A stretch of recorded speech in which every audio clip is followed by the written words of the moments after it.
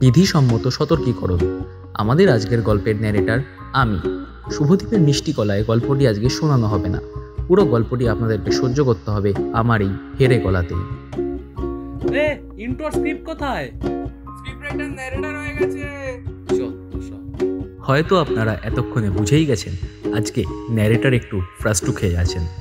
তাই জন্য বেশি শব্দ খরচা না করে আমরা শুরু করতে চলেছি আজকে আমাদের গল্প। আজকের গল্প অনুস্মিতা মিত্রর কলমে আবার ফিরে এলে।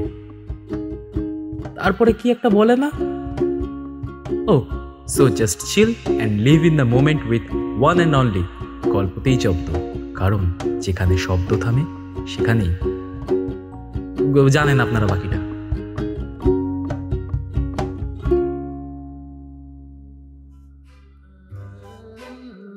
বর্তমান সময়ে বাজারে গল্পের চাহিদায় ভূতের গল্প টেক্কা দিয়ে ফেলেছে বাকি সব জনারকে। এদিকে আমরা আপনাদের শোনাই প্রেমের গল্প, কিন্তু প্রেমের গল্পে কি আর চ্যানেলে রিচ আসে? অথচ আমরা চাইও না আমাদের চ্যানেলে ভালোবাসার বাইরে কিছু আসুক। তাই আমাদের এই ছিটিয়াল মাথায় এলো এক বুদ্ধি। বাই দ্য ওয়ে, আমি ছিটিয়াল না, লেখিকা হলেও হতে পারেন, আমি জানি না। যদি ভূতের সাথে একটা প্রেমের গল্প লেখা যায় কেমন হবে? হ্যাঁ জানি, এক্ষুনি অনেকে কমেন্ট বক্সে এসে খিস্তাবে। কেউ বলবে গল্পের গরু গাছে উঠছে। হ্যাঁ, গল্পতে গরু গাছে উঠতেই পারে। গল্পতে এমন অনেক কিছুই সম্ভব, বাস্তবে যা নয়। বাস্তবে আপনার হয়তো পকেটে টাকা নেই, আপনার বন্ধুর বাড়িতে দুবেলা ভাতের জোগান নেই, আপনার বাবার আজকে প্রেশারের ওষুধটা নেই, কিংবা আপনার প্রেমিকা আজ আপনার পাশে নেই। কিন্তু গল্পে আপনি আজও সেই ছোট্ট ছেলেটা যে স্কুল থেকে এসেই পিঠের ব্যাগটা ছুঁড়ে খাটে রেখে ব্যাট হাতে চলে যান মাঠে। ভাবেন রাহুল দ্রাবিড় কিংবা সৌরভ গাঙ্গুলির মতো আপনিও খেলবেন একদিন দেশের হয়ে। কি তাই তো? তবে একটা কথা বলতে পারি, এই গল্পে সবটা অবাস্তব নয়, বরং যা আছে আমাদের মনের কিছু লুকোনো কথা আর ভাবনা। এটা একটা ফিরে আসার গল্প, বারবার ফিরে ফিরে আসার গল্প। রাতের আকাশের তারার দিকে তাকিয়ে যারা ভাবে সব শেষে একদিন ওইখানে মিলিয়ে যেতে হবে, হাড়ের গুঁড়োগুলো তারার ধুলো হয়ে যাবে। এই গল্প তাদের জন্য, যাদের জন্য আজও এত হিংস্রতা, সন্ত্রাসবাদ, দুর্ভিক্ষের পরেও ছায়াপথের নক্ষত্রধূলি যেন এক অলীক স্বপ্নের পথ রচনা করে। তার মাঝে দুটি হৃদয়, দুটি মানুষ হাতে হাত ধরে হেঁটে চলে অসীমের প্রান্তরে। তাদের পদচিহ্নে মিশে আছে অগণিত গল্প, অসীম ভালোবাসা আর বারবার ফিরে আসার প্রতিশ্রুতি। এই গল্প তাদের, যারা ছায়াপথের আলোয় নিজেদের খুঁজে পেয়েছিল, যাদের প্রতিটি পদক্ষেপে মহাবিশ্ব নিজেকে নতুন করে আবিষ্কার করেছে। তাদের হৃদয়ের স্পন্দন মিলেছে তারার সঙ্গে, তাদের নিঃশ্বাস মিশেছে মহাশূন্যের নীরবতায়। এই যাত্রা শুধু দুজনের নয়, এই গল্প তাদের জন্য যারা আজও ঘুমাতে যাওয়ার আগে মায়ের কাছে রূপকথার গল্প শুনতে চান।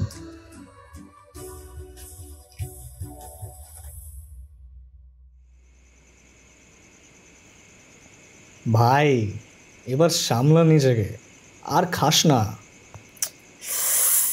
দূর ভাই, আরে এসছি ঠান্ডার মধ্যে, বলে নাকি মদ খাবো না। আরে সব কিছুর একটা লিমিট থাকে। দেখ রাহুল, তুই না বেশি সাধু পুরুষ সাজিস না কেমন? তোকে আমি কলেজ থেকে চিনি, এখন তোমার লিভার টিভার চলে না, আর তাই। হ্যাঁ তাই হয়েছে, এবার রুমে চল। কেন রে, প্রিয়াঙ্কা ফোন করবে?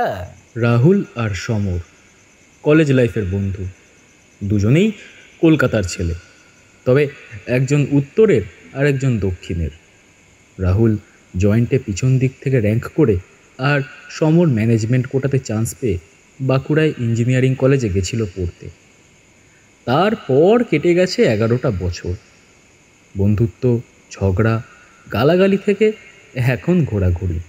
তবে সামনে রাহুলের বিয়ে, হ্যাঁ হ্যাঁ, ওই যে একটু আগে সমর জিজ্ঞাসা করলো যার কথা, সেই প্রিয়াঙ্কার সাথেই। তাই বিয়ের আগে দুজনে ঘুরতে এসেছে কার্শিয়াং। রে, তোর প্রিয়াঙ্কা ফোন করেছে? না, সন্ধেবেলাতেই ফোন করেছিল যখন আমি বলে দিয়েছিলাম আজ তাড়াতাড়ি ঘুমাবো। যদি আবার জানতে পারে এসব খাচ্ছি, চেঁচামেচি শুরু করবে। ভাই, তোর তো আলাদাই জীবন দেখতেছি। বিয়ের আগে এত শাসন, বিয়ের পরে কি হবে রে তোর? কথাটা বলেই হাসতে থাকে সমর। পাশে বনফায়ারের আগুনে কাঠ পোড়ার খটখট শব্দ।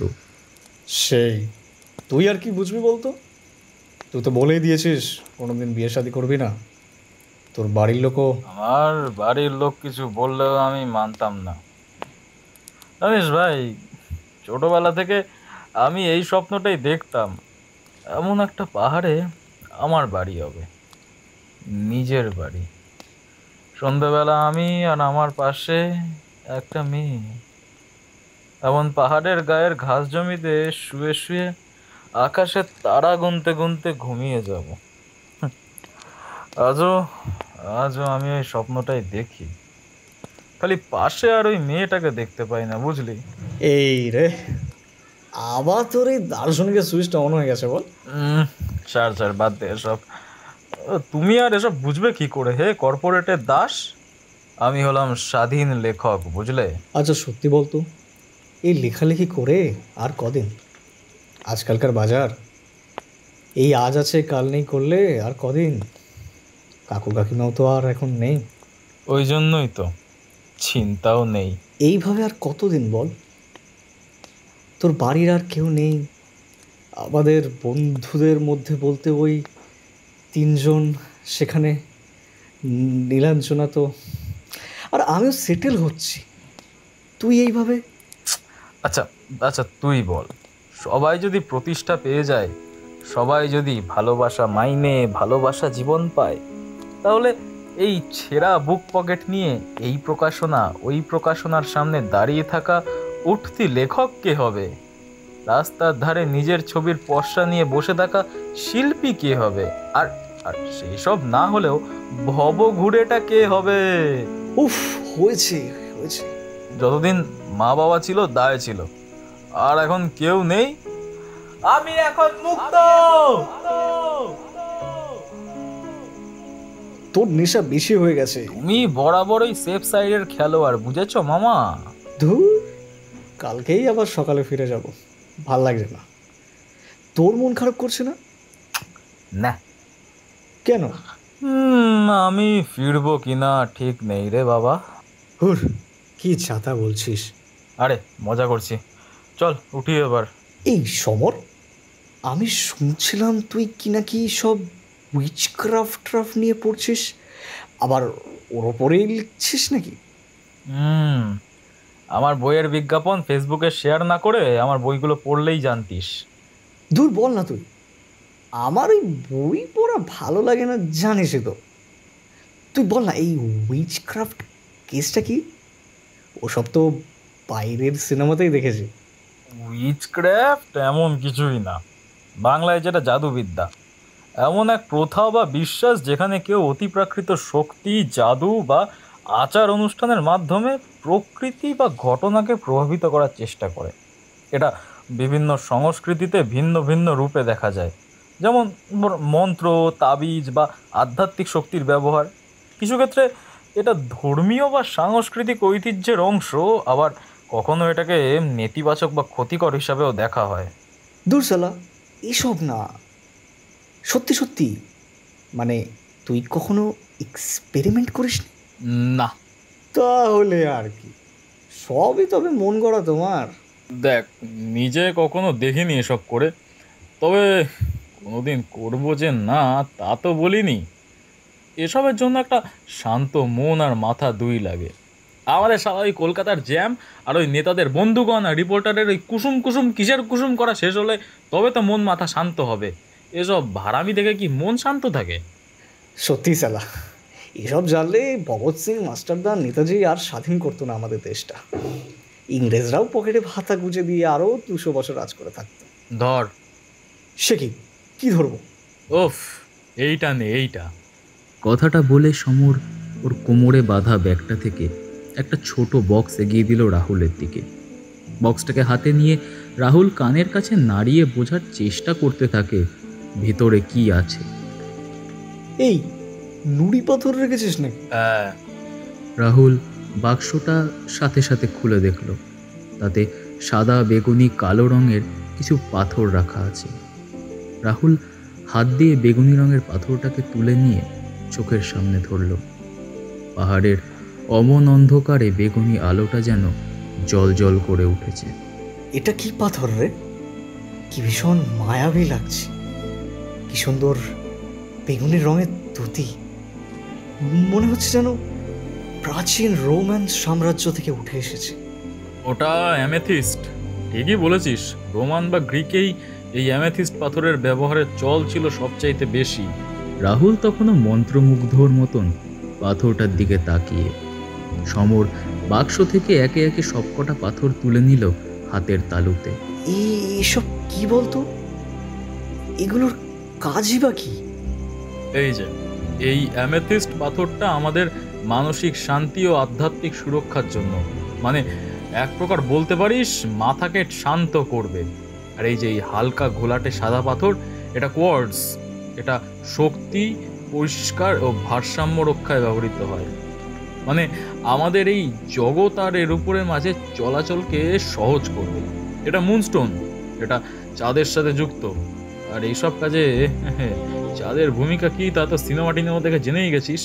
আর এই যে লাস্ট কালো পাথর, that's my favourite, black tourmaline. ওপারের জগৎ আর এপারের জগৎ মিলিয়ে দেয়, আর তার সাথে সাথে আমাদের সুরক্ষাও দেবে। সমর দেখ, আমি জানি এই লাস্ট কিছু বছর ধরে তোর লেখা সেভাবে চলছে না। কাকু কাকিমাও নেই, আর নীলাঞ্জনার ব্যাপারটাও, তাতে মানসিক যন্ত্রণা পাওয়া এসবে, কিন্তু এইসব তাই বলে? দূর শুয়োর, তোকে কে বলেছে রে বই বিক্রি হচ্ছে না আর আমার মাথা খারাপ হয়ে গেছে? শোন, আমি বরাবর পাহাড়ে এসে এসব করতে চেয়েছি। ভাই আমার বিয়ে। বাংলা সিনেমা নায়িকাদের মধ্যে এরকম প্যান্ট টানা নিয়ে শুরু করিস না তো। যা, হোমস্টের লোকটাকে বলে 10টা মোমবাতি নিয়ে আয়। রাহুল মোমবাতি নিয়ে এসে দেখে সমর পেন্টাগোনাল অর্থাৎ পঞ্চভুজের মতন কিছু একটা এঁকে তার ভেতরে একটা বৃত্ত বানিয়ে বসে আছে। রাহুল একবার ঢোক গিলে বলল, এসব কি এগুলো? তুই এসে গেছিস রে বাবা, মুখ ওরকম শুকিয়ে যাচ্ছে কেন? খালি মুখ না ভাই, আমার সবই শুকিয়ে যাচ্ছে।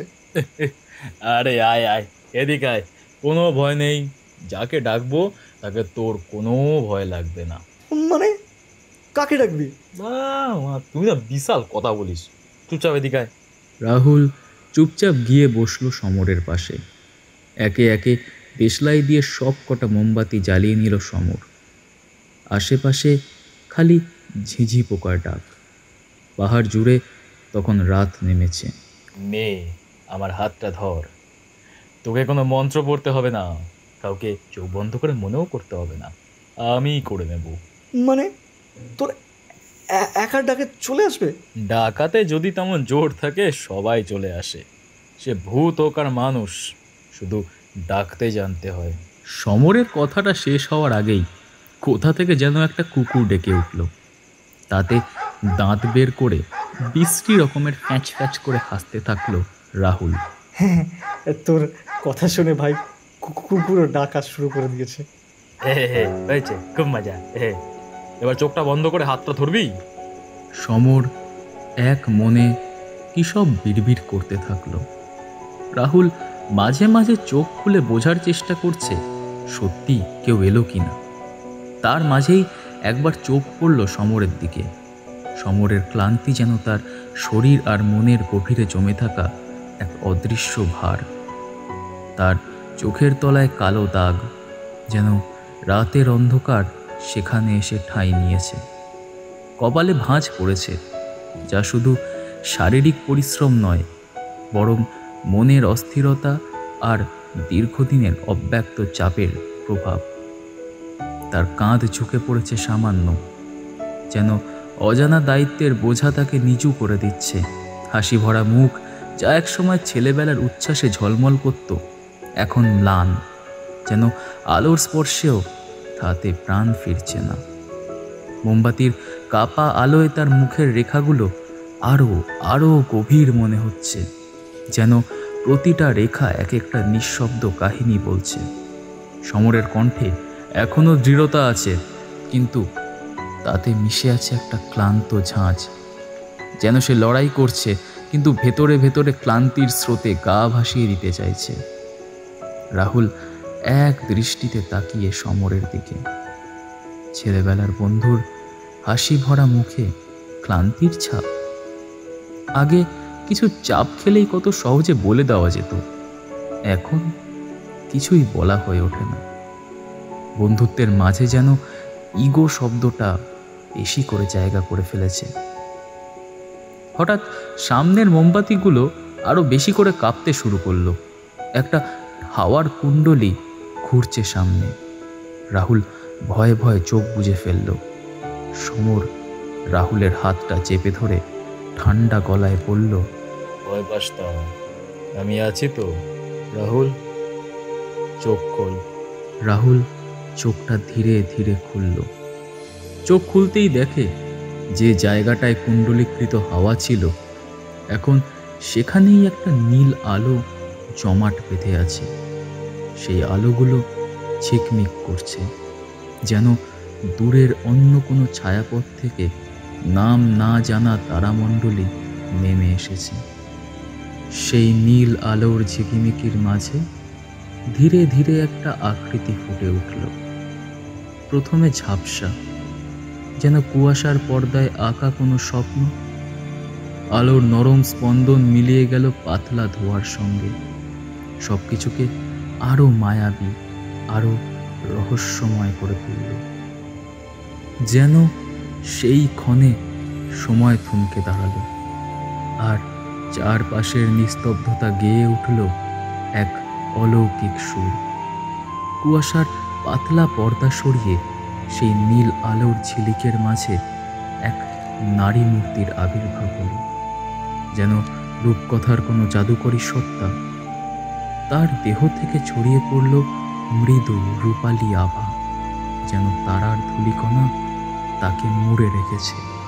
প্রতিটা পদক্ষেপে বাতাসে মিশল এক অপার্থিব সুবাস, আর তার চোখের তারায় ঝিকমিক করল সহস্র স্বপ্নের প্রতিচ্ছবি। সাদা পোশাক পরা, কোনো স্বপ্নের কাপড়ে বোনা, তা ভীষণ হালকা আর অলৌকিক। সে পোশাক ঝিলমিল করছে মৃদু আলোয়, যেন চাঁদের কিরণ আর শিশিরের ফোঁটায় তৈরি। কাপড়ের প্রতিটা ভাঁজে লুকিয়েছিল নক্ষত্রের ঝিকিমিকি, আর হাওয়ার স্পর্শে তা দুলে উঠছে যেন কোনো অদৃশ্য সুরের তালে। পোশাকের প্রান্তে সূক্ষ্ম রূপালী সুতোর কারুকাজ, যার প্রতিটা নড়াচড়ায় মায়াবী ছায়ার মতন কাঁপছে সে এগিয়ে এলো নিঃশব্দে, যেন সময় আর স্থানের সীমানা তার কাছে অর্থহীন। চারপাশের মায়াবী নীলিমা তার উপস্থিতিতে আরো গভীর হলো, যেন সে নিজেই এই রূপকথার হৃৎস্পন্দন। শালা হতভাগা, তুই এখানে কি করছিস? মোরেও পিছন ছাড়লি না বল? এখন কি ভূত হয়ে আমায় খেতে এসছিস? শোন, তুই না জমেরও অরুচি রে সুর। আমি কি নিজের ইচ্ছে এসেছি নাকি? আমাকে তো সমর ডাকলো। মোরেও মুখের ভাষা ঠিক হয়নি বল? রাহুল কটমট করে সমরের দিকে তাকালো। আর হ্যাঁ রে হতভাগা, পৃথিবীতে রোজ এত লোক মরে, এত লোক ভূত হয়, আর তুই আর কাউকে পেলি না? অন্যদের ডাকতে গেলে তো মন্ত্র পড়তে হতো, আর মন্ত্র তো আমি জানি না রে ভাই। কি তুই জানিস না মানে? তুই তো এসব উইচ ক্রাফট নিয়ে। আরে সে তো শখে পড়া, পড়া আর জানা একই হলো নাকি? তাহলে তুই যদি নাই জানিস এসব, ও ও এলো কি করে শুনি? আমি খালি নাম ধরে বারবার ডেকেছি। আর তাতেই ও চলে এলো তোর এক ডাকিতেই? কোনো তন্ত্র সাধনা করতেই হলো না? লেখক মানুষ জানিসই তো, আর সব লেখকরাই তাদের জীবনে একবার না একবার লিখেই গেছে যে ভালোবাসার চেয়ে বড় কোনো তন্ত্র নেই, বুঝলে? ওরে আমার আশিক রে, ভালোবাসা তোর দেখাচ্ছি। তা আমি এখানে কি করব এবার? আমাকে কি এমনি এমনি ডাকা হয়েছে নাকি তোদের এসব ফালতু ক্যাচাল পাড়া দেখতে? এই নীলাঞ্জনা, এক সেকেন্ড দাঁড়া। সব, তুই ভালোবাসার কথা বললি, কিন্তু নীলাঞ্জনা তো আমার গার্লফ্রেন্ড। Ex girlfriend. ওই তো হলো। তাহলে এর মধ্যে তুই কোথা থেকে এলি? কেন ভাই, ভালোবাসাকে শুধু প্রেম প্রেমিকাদের মধ্যেই হয়? পৃথিবীতে ভালোবাসা সম্পর্কে একটাই, মা বাবা ভাই বোন বন্ধু বান্ধব, এরা কি নেই? আমি তো আগে সমরেরই বন্ধু ছিলাম, ভুলে গেছিস সব? তা তোদের মাঝে আমি কি করব? হুম, বরং এখানে আমি তোদের মাঝে। মানে? সমর হালকা করে রাহুলের পিঠে হাত রাখল। ভাই, তুই যতই বাইরে থেকে নিজেকে যাই দেখাস না কেন, আমি জানি তুই এখনও নিজেকে দোষ দিস সেই দিনের জন্য, ফিরতে না পারার জন্য। তাই কিছু কথা বলে নেওয়া দরকার তোদের, না হলে প্রিয়াঙ্কার সাথে ভালোভাবে থাকতে পারবি না। হ্যাঁ হ্যাঁ, সেসব ঠিক আছে। তবে বন্ধু, তোমরা কথা বলো, আমি আসি।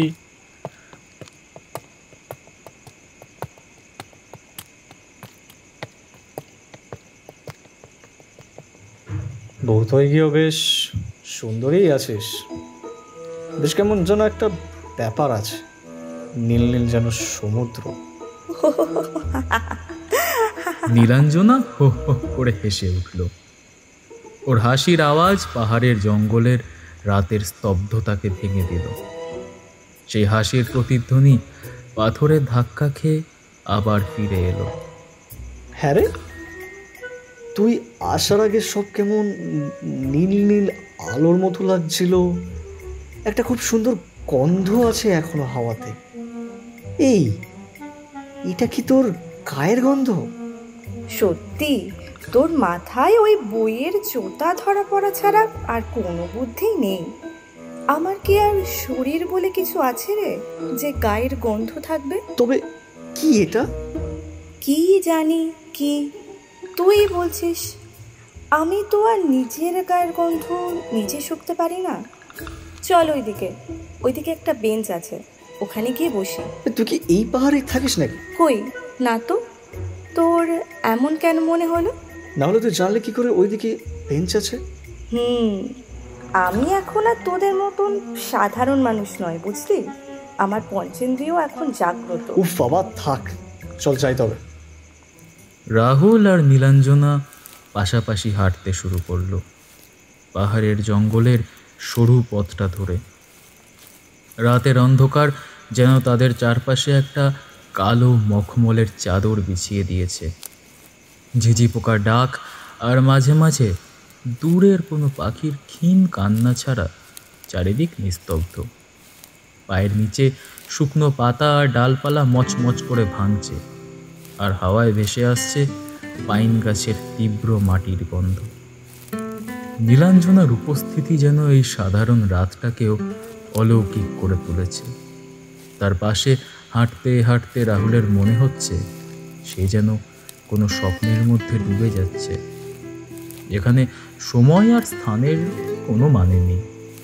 নীলাঞ্জনার সাদা পোশাক রাতের অন্ধকারে মৃদু ঝিলমিল করছে, যেন চাঁদের প্রতিটা আলো তাকে আলাদা আলাদাভাবে চুম্বন করছে, আর প্রতিটা পদক্ষেপে ছড়িয়ে পড়ছে এক অদ্ভুত সুবাস, যেন বুনো ফুল, শিশির আর কিছুটা অচেনা, অপার্থিব। তার চুল কালো মেঘের মতো হাওয়ায় হালকা নড়ছে, আর তার চোখে চোখে ঝিকমিক করছে দূরের তারার আলো। রাহুল বারবার ওর দিকে তাকাচ্ছে, কিন্তু কি বলবে বুঝে উঠতে পারছে না। নীলাঞ্জনার হাসিটা এখনো সেই পুরনো, যে হাসিতে কলেজের দিনগুলোর দুষ্টুমি আর উষ্ণতা মিশে আছে। তবু তার উপস্থিতিতে কিছু একটা অচেনা, যেন সে এখন শুধু একটা বন্ধু বা প্রাক্তন প্রেমিকা নয়, বরং কোনো রহস্যের অংশ। পথটা একটু ঢালু হয়ে পাহাড়ের ধারের দিকে নেমে গেছে। জঙ্গলের গাছপালা পাতলা হয়ে এসেছে, আর সামনে খোলা আকাশের নিচে একটা কাঠের বেঞ্চ দাঁড়িয়ে আছে, যেন পাহাড়ের কোলে কেউ ভুল করে ওটা রেখে দিয়ে চলে গেছে। তার পিছনে অন্ধকারে ডুবে থাকা উপত্যকা আর মাথার উপরে অগুন্তি তারার সমুদ্র। নীলাঞ্জনা এগিয়ে গিয়ে বেঞ্চে বসল। তার পোশাকের প্রান্তটা হাওয়ায় নরম তরঙ্গের মতো কাঁপছে। রাহুলও তার পাশে বসল, কিন্তু একটু দূরত্ব রেখে। হাতের তালুতে ঘাম জমছে, যদিও রাতের হাওয়াটা বেশ ঠান্ডা। জানিস রাহুল, এই পাহাড়ে রাতের আকাশ দেখলে মনে হয় আমরা সবাই কত ছোট, তাই না? আমরা একদিন কেউ থাকবো না। একটা সময় পরে কারুর আমাদের আর মনে থাকবে না। তারপরে অনেকটা সময় পরে কেউ আমাদের আর জানবেও না, নামটাই মুছে যাবে, তাই না বল? রাহুল কিছু একটা বলতে গিয়েও থেমে গেল। চুপচাপ শুধু ঘাড়টা এদিক ওদিক নাড়ালো। কি রে, এত চুপচাপ কেন? আমাকে দেখে ভয় পাচ্ছিস নাকি পুরনো দিনগুলো মনে পড়ছে? নীলাঞ্জনার কথার মাঝে সেই একটা দুষ্টুমি ঝিলিক দিল, আর রাহুলও না হেসে পারল না। না, সেরকম কিছুই না। খালি একটা কথা বলবো ভাবছিলাম তোকে। হ্যাঁ, কি বল না। ভালো আছিস নীলাঞ্জনা? নীলাঞ্জনা রাহুলের প্রশ্নে একটু থমকে গেল। তার চোখে ঝিকমিক করা তারার আলো যেন এক মুহূর্তের জন্য স্থির হয়ে গেল। যেন সে শুধু রাহুলের প্রশ্ন নয়, সময় আর স্মৃতির গভীরতায় ডুব দিয়েছে। ভালো আছি রাহুল, এই প্রশ্নের উত্তর দেওয়া এখন আমার কাছে যেন একটা বিশাল সমুদ্রে ডুব দেওয়ার মতো। আমি এখন এমন এক জায়গায় আছি যেখানে দুঃখ নেই, চিন্তা নেই, কোনো বন্ধন বা প্রত্যাশার ভার নেই। এখানে সময় যেন একটা শান্ত নদী, যার কোনো তীর নেই। এর স্রোত নিঃশব্দে বয়ে চলে, কখনো ঢেউ ছাড়া, কখনো তরঙ্গ ছাড়া। এই নদীতে কেউ আসে না, কেউ যায় না। এখানে মানুষের পায়ের ছাপ পড়ে না, কোনো হাসির প্রতিধ্বনি ভেসে আসে না, কোনো কান্নার দাগ থেকে যায় না। এটা এমন এক জায়গা যেখানে ভয়ের ছায়াও স্থান পায় না, কারণ ভয় তো জন্মায় আকাঙ্ক্ষার ছোঁয়ায়, আর এখানে আকাঙ্ক্ষার কোনো অস্তিত্ব নেই। এখানে বাতাস শুধু ফিসফিস করে, যেন কোনো প্রাচীন গানের সুর ভুলে গেছে, কিন্তু তার স্মৃতি এখনো বয়ে বেড়ায়। গাছের পাতাগুলো নড়ে, কিন্তু শব্দ হয় না, যেন তারা নিজেদের মধ্যে নীরব কথা বলে। আকাশ এখানে নীল নয়, ধূসর নয়, বরং একটা অপার্থিব আলোর সমুদ্র, যেখানে তারারা জ্বলে না, কিন্তু ঝিকমিক করে, একটা অনন্ত প্রশান্তি দেয়। এই জায়গায় কোনো শুরু নেই, কোনো শেষ নেই। এখানে কেউ অপেক্ষা করে না, কেউ হারিয়ে যায় না, যেন সবকিছু একটা চিরন্তন স্থিরতায় ডুবে আছে, যেখানে মনের সমস্ত উত্তেজনা, সমস্ত অস্থিরতা গলে গিয়ে মিশে যায় এক শান্তির সঙ্গে। এখানে কোনো প্রশ্ন জাগে না, কারণ উত্তরের কোনো প্রয়োজন পড়ে না। এটা এমন একটা জগৎ যেখানে শুধু থাকা আছে, নিছক, নির্মল, নির্ভার। অনেক কিছুই পাল্টে গেছে বল। তুই আমার থেকে অনেক দূরে চলে গেছিস। আগে আমরা একসাথে এক বেঞ্চিতে বসতাম, আর এখন দেখ, আমাদের মধ্যে এক আলোক বর্ষের দূরত্ব। দূরত্ব ওইভাবে হয় না। দূরত্ব শারীরিক হতে পারে, কিন্তু মনের কাছাকাছি থাকলে তা কোনো বাধাই নয়। একটা মানুষের জায়গা আরেকটা মানুষের মধ্যে থাকে। যতক্ষণ না তুমি সেখান থেকে তাকে সরাচ্ছ, কোনো দূরত্ব থাকে না। এই রাহুল, তোর মনে আছে আমরা গাইতাম, जब कोई बात बिगड़ जाए, जब कोई मुश्किल पड़ जाए, तुम देना साथ मेरा, ओ हमनवा। हो चांदनी जब टकरा देता है हर कोई साथ, तुम मगर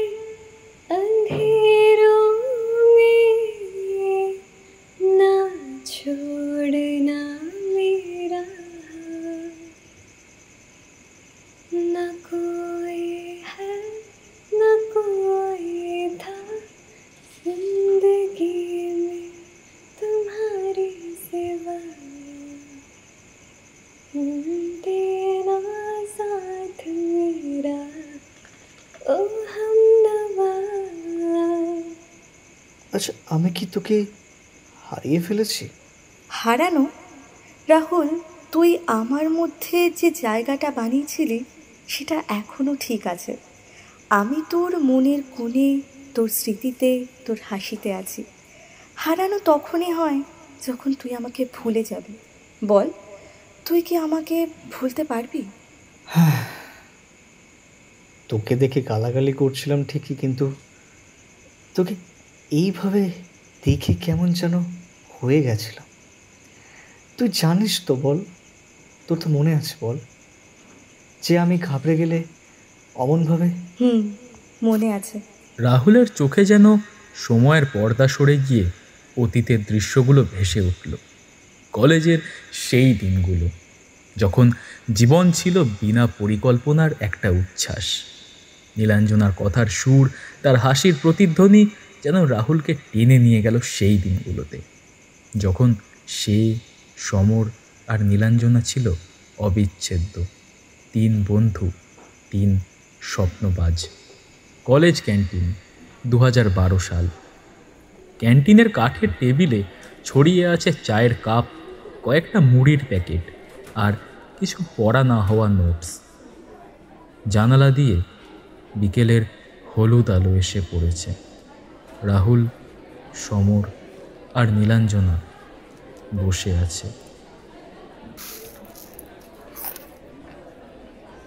এই নীলু, তুই সত্যি বলতো, তুই স্যারের ক্লাসে ঘুমাচ্ছিলি না চোখ বন্ধ করে সিনেমার গান ভাবছিলি?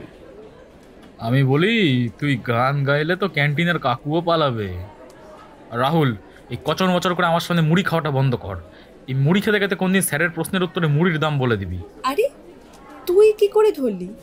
আমি তো ভাবছিলাম দিল তো পাগল হ্যায় গানটা কলেজ ফেস্টে পারফর্ম করলে কেমন হবে। তুই কি বলিস সমর? দেখ, তুই শুধু পড়া নিয়েই থাকিস। আরে জীবনটা একটু উপভোগ কর। দেখ নীলু কি সুন্দর প্ল্যান করেছে ফেস্টের, আমরাও কিছু করি, কি বলিস? হ্যাঁ, আমরা 3 জনে মিলে একটা নাটক করি। আমি লিখবো, সমর তুই ডিরেক্ট করবি, আর রাহুল তুই হিরো। কেমন? এই মানে হিরো? আমি? আমার তো মুখে সব ভুলে যায়। তুই হিরোইন হ নীলু, তোকে তো দেখলেই সবাই তাকিয়ে থাকে। ওরে, রাহুলের মুখে প্রশংসা। সমর, তুই শুনলি? এই ছেলে আমাকে কমপ্লিমেন্ট দিয়েছে। এটা তো ডায়েরিতে লিখে রাখতেই হবে। হ্যাঁ, আর তুই লিখে রাখ এই কমপ্লিমেন্টের পেছনে রাহুলের মনে কি চলছে। আমি তো বলি এই ছেলে প্রেমে পড়ে গেছে। দেখ, তুই শুধু মজা করিস। আমি তো মানে। আরে ঠাট্টা করছে।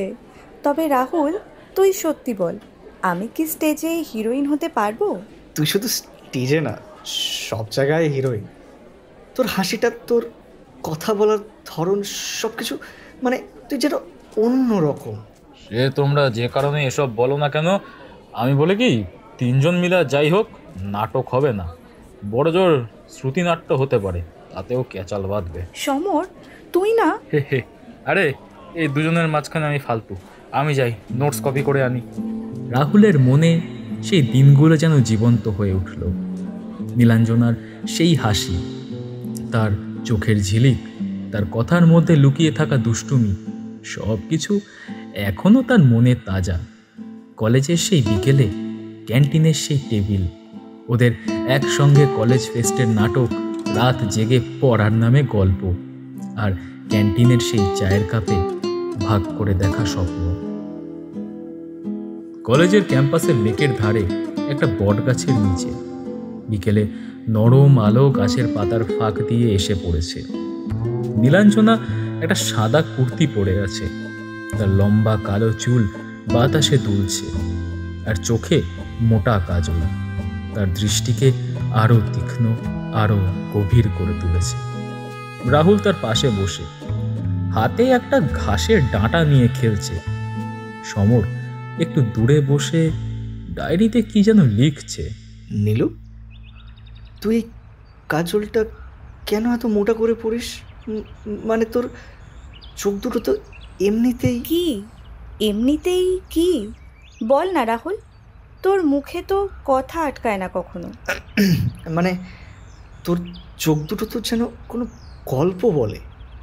আর এই কাজলটা দিলে তো মনে হয় আমি সেই গল্পের মধ্যেই হারিয়ে যাব। ওরে রাহুল, তুই না কবি হয়ে যাচ্ছিস। এই কথা শুনলে সমর বলবে তুই আমার কাছ থেকে লাইন চুরি করেছিস। তবে জানিস, আমি এই কাজলটা পরি কারণ আমার মনে হয় এটা আমাকে একটু অন্যরকম করে। আমার ভালোবাসা লাগে। আরে ওকে ছাড়, ও তোর কাজলের জাদুতে পড়ে গেছে। আমি তো বলি নীলু, তুই ওকে প্রপোজ করে দে, এ জন্মে রাহুল আর পারবে না। এই ওর কথাতে কান দিস না, ও এমন ভুলভাল বকে। আমার তো মনে হয় ঠিকই বলেছে। কি বলছে না? তুই জানিস, মানে আমার মনে হয় আমি আমি তোকে ভালোবেসে ফেলেছি। প্লিজ গালাগালি দিস না। রাহুলের কথাটা বাতাসে যেন হঠাৎ থমকে গেল। লেকের ধারে বটগাছের নিচে বিকেলের হলুদ আলো পাতার ফাঁক দিয়ে এসে পড়ছে, আর নীলাঞ্জনার মুখে অদ্ভুত একটা হাসি খেলে গেল, যেন দুষ্টুমি আর অবাক হওয়ার মাঝামাঝি কিছু একটা। তার কাজল কালো চোখ দুটো রাহুলের দিকে তাকালো, আর সেই দৃষ্টিতে যেন একটা পুরো গল্প লুকিয়েছিল। সমর একটু দূরে বসে খাতায় কি সব লিখছে এখনো, কিন্তু রাহুলের কথা শুনে তার কলম থেমে গেল। সে মুখ তুলে তাকালো, তার চোখে একটা চাপা হাসির ঝিলিক। কি বললি রাহুল? ভালোবেসে ফেলেছিস? আরে এটা তো কোনো ফুচকার দোকান না যে দু একটা ফুচকা খেয়ে ফেললি আর বললি আমি খেয়ে ফেলেছি। ভালোবাসা ফেলা কি রে পাগলা? রাহুলের মুখটা লাল হয়ে গেল। সে ঘাসের ডাঁটাটা হাতে মুচড়ে ফেলল, আর গলা পরিষ্কার করতে গিয়ে একটা অদ্ভুত আওয়াজ বেরিয়ে এলো। সে চোখ নামিয়ে মাটির দিকে তাকালো, যেন মাটি ফুঁড়ে কোথাও লুকিয়ে পড়তে পারলে বাঁচে। না না, মানে তুই তুই বুঝলি না। আমি বলতে চাইছি, তুই তো জানিস আমরা অনেকদিন ধরে বন্ধু, আর তোর সঙ্গে থাকলে মানে আমার কেমন যেন লাগে। সমর চল, এসডি স্যারের লেকচার আছে। ক্লাসের দিকে এগিয়ে যেতে যেতে নীলাঞ্জনা একবার খালি পিছন ফিরে তাকিয়ে মুচকি হেসে বেরিয়ে গেছিল। ব্যাস, তারপর আর কোনো উত্তর লাগেনি রাহুলের। নীলাঞ্জনা আর রাহুল পাহাড়ের ধারে সেই কাঠের বেঞ্চে বসে, রাতের অন্ধকার তাদের চারপাশে একটা নরম কালো চাদর বিছিয়ে দিয়েছে। দূরে কোথাও ঝিঁঝি পোকার ডাক, আর মাঝে মাঝে পাইন গাছের পাতায় হাওয়ার ফিসফিসানি ভেসে আসছে। নীলাঞ্জনার রূপালী আভা যেন এই সাধারণ রাতটাকে আরও আরও অসাধারণ করে তুলছে। তার সাদা পোশাক চাঁদের আলোয় ঝিলমিল করছে, আর চোখে ঝিকমিক করছে সেই পুরনো দুষ্টু হাসিটা, যা কলেজের দিনগুলোতে রাহুলের বুকের মধ্যে ঝড় তুলত। কিন্তু আজ সেই হাসির পাশে যেন একটা গভীর বিষাদ লুকিয়ে আছে। যেন নীলাঞ্জনা জানে এই মুহূর্তটার একটা শেষ আছে। তুই যখন চলে গেলি আমি অনেক দিন ভেবেছিলাম আমি হয়তো কোথাও ভুল করেছি। আমাদের ব্রেকআপটা, মানে আমি আরেকটু চেষ্টা করলে হয়তো তুই থাকতি, আমি তোকে সময় দিতাম না। তুই কি আমাকে দোষ দিস নীলু? দোষ দিয়ে কি হবে? আমি তো এখন এমন এক জায়গায় যেখানে দোষগুণের হিসাব থাকে না। নীলাঞ্জনা মৃদু হাসল।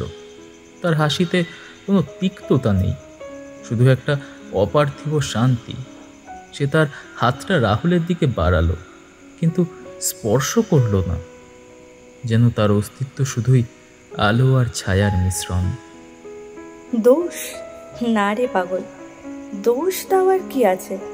আমরা তখন ছোট ছিলাম, স্বপ্ন দেখতাম, ভুল করতাম, হাসতাম, কাঁদতাম, সেটাই তো জীবন। তুই আমাকে ভালোবেসেছিলি, আমিও তোকে ভালোবেসেছিলাম, কিন্তু ভালোবাসা মানে তো এমন নয় যে সব কিছু ঠিকঠাক থাকবে। কখনো কখনো ভালোবাসা মানে একে অপরকে ছেড়ে দেওয়া, যাতে আমরা নিজেদের পথ খুঁজে পাই। রাহুল চুপ করে শুনছিল, তার বুকের মধ্যে একটা ভারী পাথর যেন ধীরে ধীরে গলতে শুরু করলো। সে নীলাঞ্জনার দিকে তাকালো। তার চোখে জল চিকচিক করছে, কিন্তু সে চোখ মুছে ফেললো হাতের উল্টো পিঠ দিয়ে। নীলাঞ্জনা এবার একটু এগিয়ে এলো। তার অলৌকিক উপস্থিতি যেন রাহুলকে আরো কাছে টেনে নিল। সে হাত বাড়ালো, কিন্তু স্পর্শ করলো না। যেন তার আঙুলের ডগায় শুধু একটা নরম আলোর ছোঁয়া লেগে রইল। তবে শেষের দিন এত ঝগড়া হলো আমাদের বন্ধুত্ব, প্রেম সব কিছুকে যেন ওই তিক্ততা ছাপিয়ে গিয়েছিল। সমরের সাথেও যোগাযোগ রাখিনি অনেকদিন। কলেজের শেষ বছর, 2014। বাইরে বৃষ্টি পড়ছে ঝিরঝিরে, কিন্তু ক্রমশ জোরটা বাড়ছে। রেস্তোরাঁর কাঁচের জানলায় জলের ফোঁটা গড়িয়ে নামছে, আর ভেতরে একটা ভারী নীরবতা ঝুলে আছে। কাঠের টেবিলে দুটো কফির মগ, একটাতে এখনো ধোঁয়া উঠছে, আরেকটা ঠান্ডা হয়ে গেছে। রাহুল আর নীলাঞ্জনা মুখোমুখি বসে, কিন্তু তাদের দৃষ্টি টেবিলের উপরে স্থির। রাহুলের হাতে একটা চামচ, যেটা সে বারবার ঘোরাচ্ছে, যেন কিছু একটা বলার সাহস খুঁজছে। নীলাঞ্জনার মুখে সেই চীনা হাসিটা আর নেই। তার কাজল কালো চোখে একটা অস্থির ছায়া। তার সাদা কুর্তির হাতায় বৃষ্টির কয়েকটা ফোঁটা লেগে আছে, যেন সে তাড়াহুড়ো করে এসেছে। রাহুল, তুই আজও লেট? বলেছিলাম 5টায়, এখন 6:30। তুই কি ভাবিস আমার সময়ের কোনো দাম নেই? সরি নীলু, অফিসে একটা প্রেজেন্টেশন ছিল, বস ডেকে ফেললো। তুই তো জানিস এই ইন্টার্নশিপটা আমার জন্য কত ইম্পর্টেন্ট। হ্যাঁ জানি, তোর ইন্টার্নশিপ, তোর প্রেজেন্টেশন, তোর বস সবই ইম্পর্ট্যান্ট। শুধু আমি না, আমার সঙ্গে 1 ঘন্টা কাটানো, আমার কথা শোনা, এগুলো কি তোর কাছে ফালতু? রাহুল মুখ তুলে তাকালো। তার চোখে একটা মিশ্র ভাব, রাগ, অপরাধবোধ আর কিছুটা অসহায়তা। সে কিছু বলতে গিয়েও থেমে গেল। বাইরে বৃষ্টির শব্দ আরো জোরালো হয়েছে। তুই এভাবে বলছিস কেন নীলু? তুই জানিস আমি তোকে কতটা ভালোবাসি, কিন্তু এখন আমার জীবনটা, মানে আমাকে তো কিছু একটা করতে হবে। আমি তো আর সমরের মতো না, যে সারাদিন স্বপ্ন দেখে আর লেখে। আমার বাবা মা আমার দিকে তাকিয়ে আছে, আমাকে সেটেল হতে হবে। নীলাঞ্জনার চোখ সরু হয়ে গেল। সে টেবিলে হাত রেখে একটু ঝুঁকে এলো। তার গলায় এখন রাগের চেয়ে বেশি একটা গভীর কষ্ট। সমরের কথা টেনে আনলি কেন রাহুল? তুই কি ভাবিস আমি আর সমর সারাদিন বসে বসে তোর নামে গল্প বানাই? সমর আমার বন্ধু, শুধু বন্ধু। আর তুই যদি এতদিনেও আমাদের বন্ধুত্বের ওপর ভরসা না করতে পারিস, তাহলে আমাদের এই সম্পর্কের কী মানে থাকে বল? রাহুলের মুখে একটা অস্বস্তির ছায়া পড়ল। সে জানে সে বোধহয় একটু বাড়াবাড়ি করে ফেলেছে, কিন্তু তার মনের কোণে একটা সন্দেহ বাসা বেঁধেছে, যেটা সে বারবার ঝেড়ে ফেলতে চেষ্টা করলেও পারেনি। সমর আর নীলাঞ্জনার কাছাকাছি সময় কাটানো, তাদের সহজ হাসি গল্প রাহুলের ব্যস্ত জীবনের পাশে যেন একটা তুলনা হয়ে দাঁড়িয়েছে। আমি বলছি না যে তুই আর সমর, মানে আমি জানি তোরা বন্ধু, কিন্তু তুই বল নীলু, তুই কখনো আমার সঙ্গে এইভাবে হাসিস না। তুই সমরের সঙ্গে যখন থাকিস, তোর মুখে সে পুরনো হাসি ফিরে আসে, আর আমার সঙ্গে তুই শুধু ঝগড়া করিস। আমার কি মনে হবে না যে তুই আমার সঙ্গে আর খুশি নস? নীলাঞ্জনা এবার চুপ করে গেল। তার চোখে একটা বিষাদ জমল, যেন রাহুলের কথাগুলো তার মনের কোনো গভীর ক্ষত ছুঁয়ে দিয়েছে। সে ধীরে ধীরে পিছনে হেলে বসল। তার হাত টেবিল থেকে নেমে গেল। তুই ঠিকই বলেছিস রাহুল, আমি আর তোর সঙ্গে সেই আগের মতো হাসি না। কিন্তু তুই কি কখনো ভেবেছিস কেন? তুই আমাকে সময় দিস না, তুই ব্যস্ত, আমি বুঝি। কিন্তু আমি যখন তোকে ফোন করি, তুই বলিস পরে কথা হবে। আমি যখন দেখা করতে চাই, তুই বলিস এখন মিটিং আছে। আমি তো তোর জীবনের একটা অংশ হতে চেয়েছিলাম রাহুল, কিন্তু তুই আমাকে শুধু একটা অপশন বানিয়ে ফেলেছিস। আর সমর সমর আমার বন্ধু, যে আমার কথা শোনে, আমাকে হাসায়, আমাকে মনে করিয়ে দেয় যে আমি এখনো আমি। তুই কি আমাকে এটা দিতে পারিস? রাহুলের মুখ শক্ত হয়ে গেল। সে বুঝতে পারছিল নীলাঞ্জনার কথায় সত্যি আছে, কিন্তু তার মনের সন্দেহ আর অভিমান তাকে শান্ত হতে দিচ্ছিল না। সে হঠাৎ টেবিলে হাত রেখে উঠে তাহলে দাঁড়ালো। তুই কি বলতে চাস নীলু? আমি তোর জন্য যথেষ্ট না? আমি রাত দিন খেটে মরছি আমার জীবনটা গোছানোর জন্য, আমাদের ভবিষ্যতের জন্য, আর তুই সমরের সঙ্গে গল্প করে হাসিস আর আমাকে দোষ দিস? তুই যদি এতই খুশি সমরের সঙ্গে, তাহলে আমার সঙ্গে কেন আছিস? কথাগুলো বেরিয়ে যাওয়ার সঙ্গে সঙ্গে রাহুলের মনে হলো সে বোধহয় অনেক দূর চলে গেছে। নীলাঞ্জনার চোখে একটা তীব্র কষ্ট ফুটে উঠল, তার ঠোঁট কেঁপে উঠল, কিন্তু সে নিজেকে সামলে নিল। সে ধীরে ধীরে উঠে দাঁড়ালো, তার কাঁধের ব্যাগটা তুলে নিল।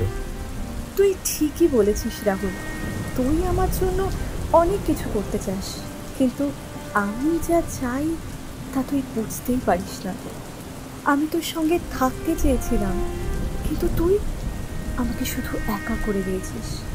আর সমর, ও আমার বন্ধু যেমনটা তুই ছিলি, কিন্তু তুই যদি আমাদের বন্ধুত্বকেও সন্দেহ করিস, তাহলে আমাদের এই সম্পর্ক আর টিকবে না। আমি আর পারছি না রাহুল, আমি মুক্তি চাই।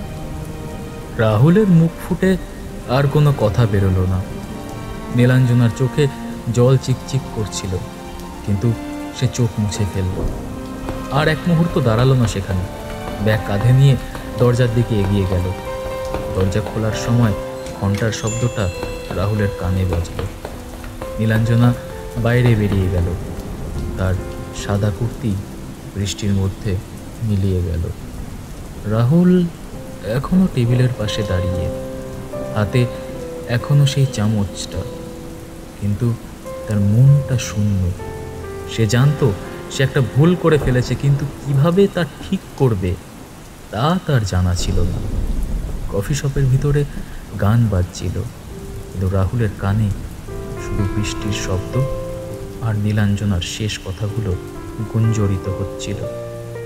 রাহুল আর নীলাঞ্জনার আর কথা হয়নি, তবে সমর আর রাহুল একবার দেখা করেছিল এরপরে। একটা ছোট পার্কে সন্ধ্যার আলো ম্লান হয়ে আসছে। পার্কের এক কোণে একটা ভাঙা বেঞ্চে রাহুল আর সমর বসে আছে।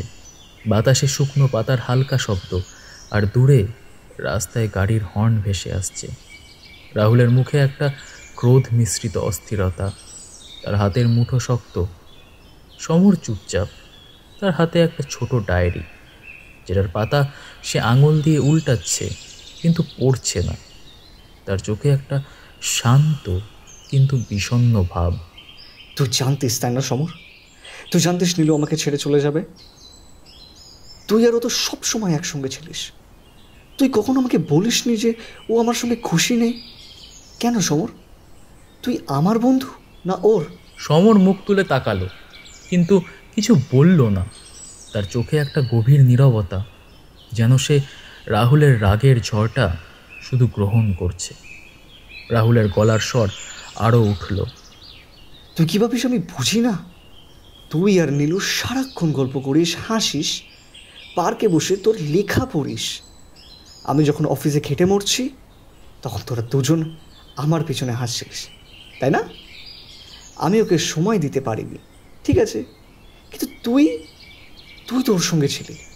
তুই কেন বলিসনি যে আমাকে আর একটা চান্স দিতে? আচ্ছা, তুই কি চেয়েছিলিস আমাদের ব্রেকআপ হোক? রাহুলের গলায় এখন রাগের সঙ্গে একটা কষ্ট মিশে গেছে। তার চোখ লাল, যেন সে নিজের সব অভিমান আর অপরাধবোধ সমরের ওপর ঢেলে দিতে চায়। সে বেঞ্চ থেকে উঠে দাঁড়ালো, হাত দুটো মুঠো করে পায়চারি করতে শুরু করলো। সমর এখনও চুপ, তার দৃষ্টি ডায়েরির পাতায়, কিন্তু তার কাঁধ সামান্য ঝুঁকে গেছে, যেন রাহুলের কথাগুলো তার বুকে আঘাত করেছে। বল সমর, তুই কিছু বলছিস না কেন? তুই কি ভাবিস আমি পাগল? আমি দেখেছি তুই আর নীলু এত কাছাকাছি ছিলিস, ওর চোখে যে হাসি আমি আর দেখতাম না, তুই সেই হাসি ফিরিয়ে আনতিস। তুই কি ওকে ভালোবাসিস সমর? সত্যি করে বল। কথাটা বেরিয়ে যাওয়ার সঙ্গে সঙ্গে পার্কের বাতাস যেন থমকে গেল। সমরের হাত থেকে ডায়েরিটা সরে গেল। সে ধীরে ধীরে মুখ তুলে তাকালো রাহুলের দিকে। তার চোখে কোনো রাগ নেই, শুধু একটা গভীর কষ্ট আর বোঝাপড়া। সে উঠে দাঁড়ালো, কিন্তু রাহুলের কাছে এগোলো না। রাহুল, তুই আমাকে যা বলতে চাস বলে ফেল, আমি শুনছি। কিন্তু তুই যদি ভাবিস আমি আর নীলু তোর সঙ্গে কিছু লুকিয়েছি, তাহলে তুই ভুল করছিস। নীলু আমার বন্ধু ছিল, ঠিক যেমন তুই আমার বন্ধু। আমি ওকে হাসিয়েছি কারণ ও কষ্টে ছিল। তুই ওকে সময় দিতে পারিসনি, তাই ও আমার কাছে এসেছিল জাস্ট কথা বলতে। আমি ওকে বলেছিলাম তোর সঙ্গে কথা বলতে, আরেকটা চান্স দিতে, কিন্তু নীলু ও আর পারছিল না। রাহুল, ও তোকে ভালোবাসতো, কিন্তু কোথাও গিয়ে নিজেকে হারিয়ে ফেলেছিল। সমরের গলায় একটা ক্লান্তি ঝরে পড়ল। সে একটা দীর্ঘশ্বাস ফেলল। তার চোখে নীলাঞ্জনার স্মৃতি যেন ঝিলিক দিয়ে গেল। আর আমি নীলুকে ভালোবাসি কি না? হ্যাঁ, ভালোবাসি, কিন্তু সেটা সেই ভালোবাসা না যেটা তুই ভাবছিস। নীলু আমার বন্ধু, আমার সেই মানুষ যার সঙ্গে আমি আমার স্বপ্নের কথাগুলো বলতে পারতাম। তুই যখন ব্যস্ত ছিলিস, আমি নীলু মাঝে মাঝে পার্কে বসে গল্প করতাম, বাট সেটা কখনো তোর বিরুদ্ধে ছিল না। তুই আমাদের বন্ধুত্বের উপর সন্দেহ করছিস রাহুল, অ্যান্ড সেটা আমার থেকে বেশি নীলুকে কষ্ট দিয়েছে। রাহুল থমকে গেল। সমরের শান্ত কথাগুলো তার বুকে ছুরির মতন বিঁধল। সে পায়চারি থামিয়ে বেঞ্চের দিকে তাকালো। তার মুখে এখন রাগের চেয়ে অপরাধবোধ বেশি। সে ধীরে ধীরে বেঞ্চে ফিরে এলো, বসলো না। তার হাত দুটো কাঁপছে, যেন সে নিজের ভেতরের ঝড়টাকে সামলাতে পারছে না। আমি জানি না সমর, আমি নীলুকে হারিয়ে ফেলেছি, আর এখন মনে হচ্ছে আমি তোকেও হারাচ্ছি। আমি জানি তুই আর নীলু কিচ্ছু লুকাসনি, কিন্তু আমার মাথায় আমি শুধু ভাবতাম তুই ওকে আমার থেকে বেশি বুঝিস।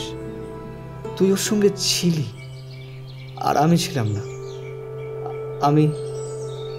আমি ঠিক ছিলাম না সমর। সমর এবার একটু এগিয়ে এলো। তার চোখে এখনো সেই শান্ত ভাব, কিন্তু মুখে একটা হালকা হাসি ফুটে উঠল। সে রাহুলের কাঁধে হাত রাখলো, যেন তাকে বলতে চাইছে সব ঠিক হয়ে যাবে। তুই আমাকে হারাসনি রাহুল, আমি তোর বন্ধু সবসময় ছিলাম, সবসময় থাকবো। নীলু চলে গেছে, কিন্তু সেটা তোর বা আমার দোষ ছিল না। ও নিজের জন্য বাঁচতে চেয়েছে, আমরা ওকে ভালোবাসি, তাই ওকে এই মুক্তি আমাদের দেওয়া উচিত। আর তুই নিজেকে এত দোষ দিস না। তুই যা পারিস তাই করেছিস, এখন নিজের জন্য একটু বাঁচ ভাই। রাহুল সমরের দিকে তাকালো। তার চোখে জল চিকচিক করছে। সে কিছু একটা বলতে গিয়েও থেমে গেল। সমরের হাত এখনো তার কাঁধে, আর সেই স্পর্শে যেন তার মনের ঝড়টা একটু থিতিয়ে এলো। পার্কের আলো আরো ম্লান হয়ে গেছে। দূরে রাস্তার আলোগুলো জ্বলে উঠছে। সমর ডায়েরিটা তুলে নিল আর রাহুলের দিকে একটা নরম হাসি দিয়ে বলল, চল এক কাপ চা খাই। রাহুল মাথা নাড়ল। তার মুখে এখন একটা ভারী ছায়া। তারা দুজন পার্ক থেকে বেরিয়ে গেল। পিছনে শুধু শুকনো পাতার মচমচ শব্দ আর তাদের বন্ধুত্বের একটা নীরব প্রতিশ্রুতি রয়ে গেল। জানিস, তুই চলে যাওয়ার পর আমি আর আগের রাহুল ছিলাম না। আমি নিজেকে এত ব্যস্ত করে ফেলেছিলাম যেন কিছু ভাবার সময় থাকতো না। আমি ভাবতাম যদি নিজেকে আরও বেশি কাজে ডুবিয়ে দিই, তাহলে হয়তো সেই কষ্টটা মুছে যাবে। কিন্তু জানিস, কষ্টটা কখনো মুছেনি। নীলাঞ্জনা চুপ করে শুনছে। তার চোখে একটা নরম দৃষ্টি, যেন সে রাহুলের প্রতিটা কথা হৃদয় দিয়ে গ্রহণ করছে। সে একটু হেলে বসল। তার পোশাকের প্রান্ত হাওয়ায় নরম তরঙ্গের মতো কাঁপছে। আমি কলকাতা ছেড়ে ব্যাঙ্গালোর চলে গেলাম। একটা টেক কোম্পানিতে জব পেয়েছিলাম। সকাল থেকে রাত শুধু কাজ, মিটিং, কোডিং, ডেডলাইন। আমি যেন নিজেকে একটা মেশিন বানিয়ে ফেলেছিলাম। বন্ধুদের সঙ্গে কথা বলতাম না, বাড়িতে ফোন করতাম না, এমনকি সমরের সঙ্গেও কথা হতো না তেমন। ও মাঝে মধ্যে মেসেজ করতো, ফোন করতো, কিন্তু আমি সবসময় ব্যস্ত ছিলাম। ব্যস্ত থাকাটাই আমার অজুহাত হয়ে গিয়েছিল। ব্যাঙ্গালোরে থাকতে আমার মনে হতো ভালোবাসা বলে আর কিছু নেই। আমি আর কাউকে ভালোবাসতে পারবো না। তোর সঙ্গে যা ছিল সেটা যেন আমার জীবনের শেষ ভালোবাসা। আমি কাউকে কাছে আসতে দিতাম না। মেয়েরা যখন আমার সঙ্গে কথা বলতে চাইতো আমি পিছিয়ে যেতাম। আমার মনে হতো আমি আর কাউকে তোর মতো বুঝতে পারবো না। তুই ছিলি আমার জীবনের সেই গল্প যেটা কখনো শেষ হয়নি, কিন্তু আর লেখাও হয়নি। রাহুল একটু থামল। তার চোখে অতীতের ছায়া, আর তার হাতে সেই ব্ল্যাক টুরমালিন পাথর যেটা সমর তাকে দিয়েছিল। সে পাথরটার দিকে তাকালো, যেন তাতে তার হারানো দিনগুলোর একটা প্রতিচ্ছবি লুকিয়ে আছে। তারপর দুবাই চলে গেলাম। একটা বড় প্রজেক্টের অফার পেয়েছিলাম। সবাই বলল, রাহুল, এটা তোর জীবনের সুযোগ। আমি ভাবলাম হয়তো এই শহরটা আমাকে ভুলিয়ে দেবে। দুবাইয়ের সেই উঁচু নিচু বিল্ডিং, ব্যস্ত রাস্তা, সব কিছু আমাকে টেনে নিল। কিন্তু জানিস নীলু, রাতে যখন একা হতাম তখন তোর কথা মনে পড়ত। তোর সেই হাসি, তোর সেই কাজল কালো চোখ। আমি ভাবতাম আমি যদি তোকে আরেকটু সময় দিতাম তাহলে হয়তো তুই আমার পাশেই থাকতি। নীলাঞ্জনে এবার মুখ তুলে তাকালো, তার চোখে একটা নরম দৃষ্টি। রাহুল, তুই নিজেকে এত কষ্ট দিয়েছিস কেন? আমি চলে গিয়েছিলাম ঠিকই, কিন্তু সব কিছুর আগে আমরা তো বন্ধু ছিলাম। খালি একবার ফোন করতে পারলি না?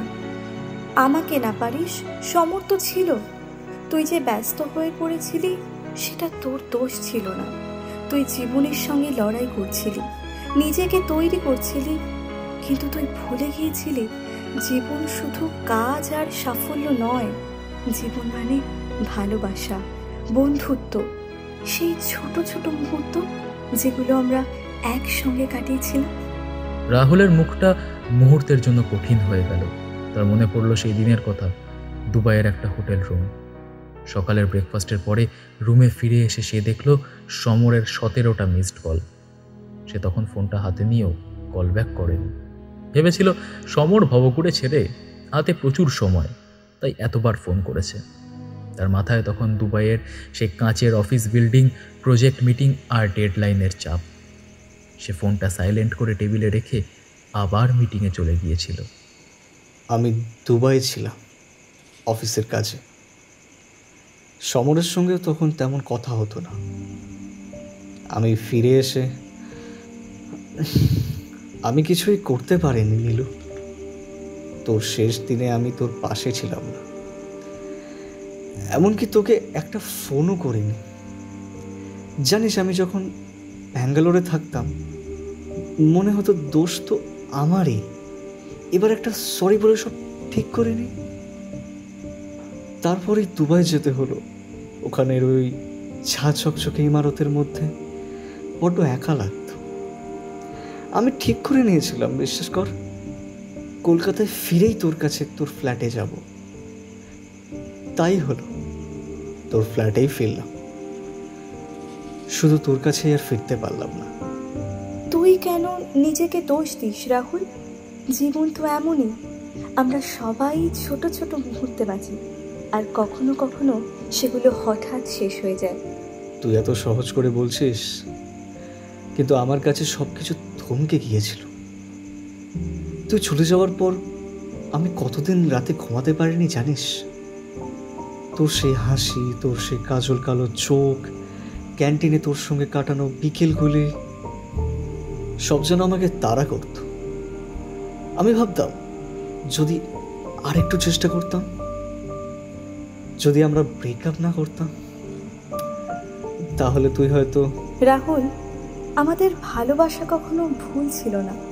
আমরা একে অপরকে যা দিয়েছি সেটা ছিল সত্যি, কিন্তু আমাদের পথ আলাদা হয়ে গিয়েছিল। আর তাতে কোনো দোষ নেই। আমি চলে গেছি, কিন্তু তুই এখনো আছিস। তোর জীবন এখনো বাকি। প্রিয়াঙ্কার সঙ্গে তুই যে নতুন শুরু করতে যাচ্ছিস সেটা আমি দেখতে পাচ্ছি। তাকে ভালোবাসিস রাহুল। আমি চাই তুই হাসি মুখে থাকিস। তুই তুই কি করে জানলি প্রিয়াঙ্কার কথা?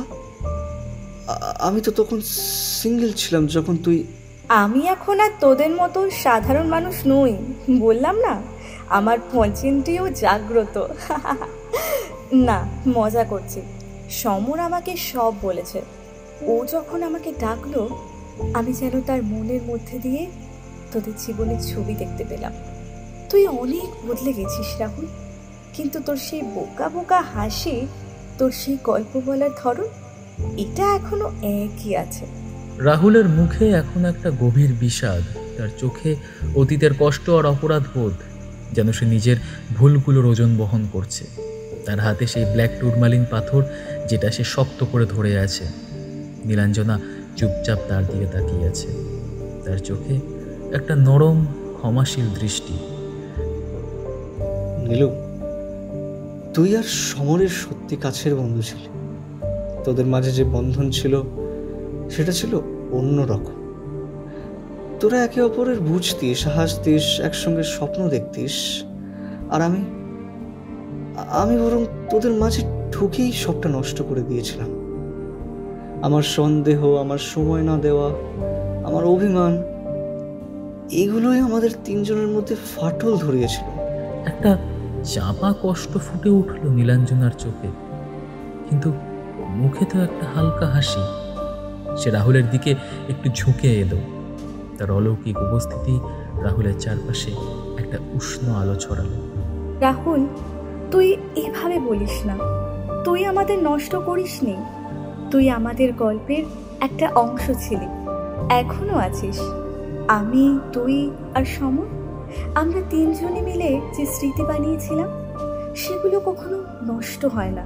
হ্যাঁ, তুই ভুল করেছিলি, আমিও করেছি, সমরও হয়তো কোথাও কিছু ভুল করেছে, কিন্তু ভুল তো জীবনেরই অংশ। তুই যে আমাদের মাঝে এসেছিলি সেটা আমাদের গল্পকে আরো সমৃদ্ধ করেছিল। রাহুল মাথা নাড়ল, পাথরটাকে আরো শক্ত করে জড়িয়ে ধরল, যেন তাতে নীলাঞ্জনার সমরের সঙ্গে তার বন্ধুত্বের স্মৃতি জড়িয়ে আছে। তুই আর সমর, তোদের মধ্যে একটা অন্যরকম বোঝাপড়া ছিল। তুই যখন কষ্টে ছিলি, সমর তোর পাশে ছিল। ও তোকে হাসিয়েছে, তোর কথা শুনেছে। আর আমি শুধু আমার ব্যস্ততার পিছনে লুকিয়েছিলাম।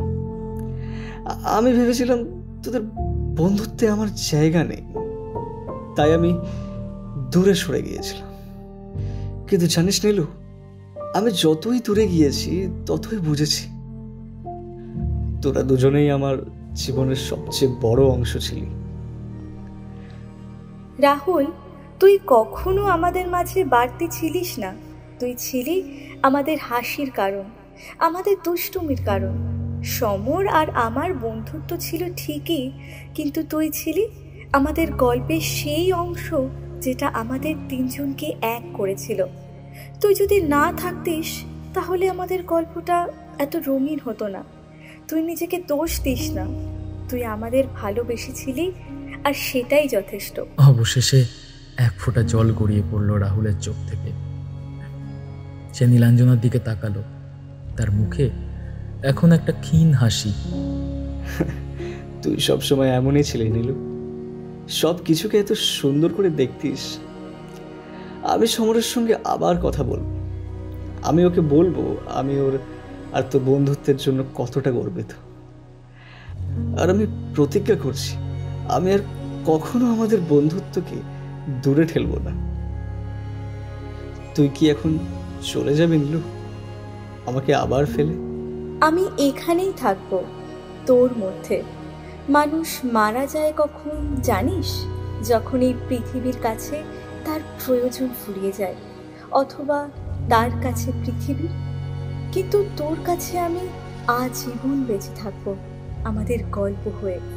হ্যাঁ রে, সত্যি বলছি, যতবার এই পাহাড়ে আসবি, কলেজের রিইউনিয়নে যাবি, আমায় পাবি।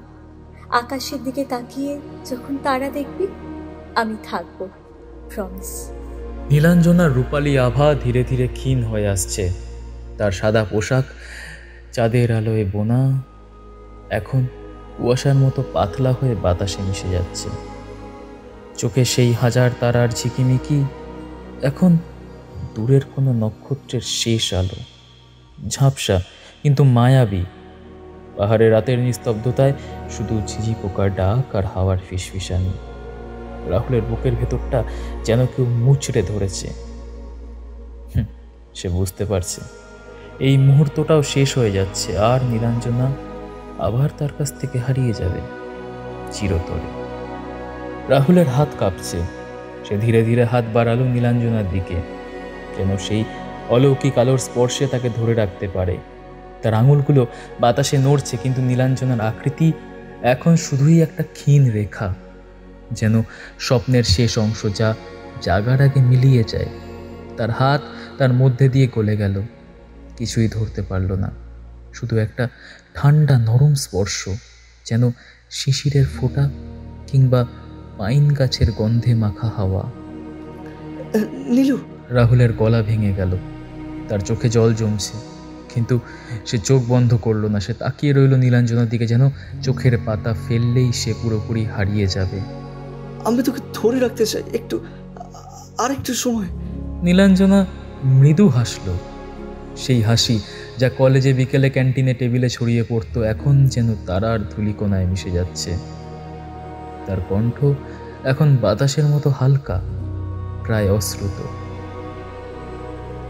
রাহুলের গলা দিয়ে শুধু একটা ক্ষীণ শব্দ বেরোলো। সে আবার হাত বাড়ালো, কিন্তু এবার তার আঙুলগুলো শুধু নীল আলোর ঝিকিমিকি ছিল। নীলাঞ্জনার আকৃতি এখন প্রায় অদৃশ্য, শুধু তার চোখের সেই শেষ ঝিলিক রাহুলের দিকে তাকিয়ে। একটা হাওয়া বয়ে গেল, নরম কিন্তু তীক্ষ্ণ। নীলাঞ্জনার শেষ আলোটা কেঁপে উঠল, আর তারপর সে মিলিয়ে গেল, যেন একটা তারা হঠাৎ আকাশে ডুবে গেছে। রাহুলের হাতটা বাতাসে থমকে রইল, আর বুকের মধ্যে একটা শূন্যতা, কিন্তু সেই শূন্যতার মধ্যেও কোথাও একটা উষ্ণতা। নীলাঞ্জনার হাসি, তার কথা, তার প্রতিশ্রুতি। সে চোখ তুলে তাকালো আকাশের দিকে। অগন্তি তারা ঝিকমিক করছে, আর তাদের মধ্যে একটা একটু বেশি উজ্জ্বল না, যেন নীলাঞ্জনার চোখের মতো তাকে দেখছে। রাহুলের ঠোঁটে একটা ক্ষীণ হাসি ফুটল। সে ফিসফিস করে বলল, তুই ঠিকই বলেছিলি নীলু, তুই এখানেই আছিস।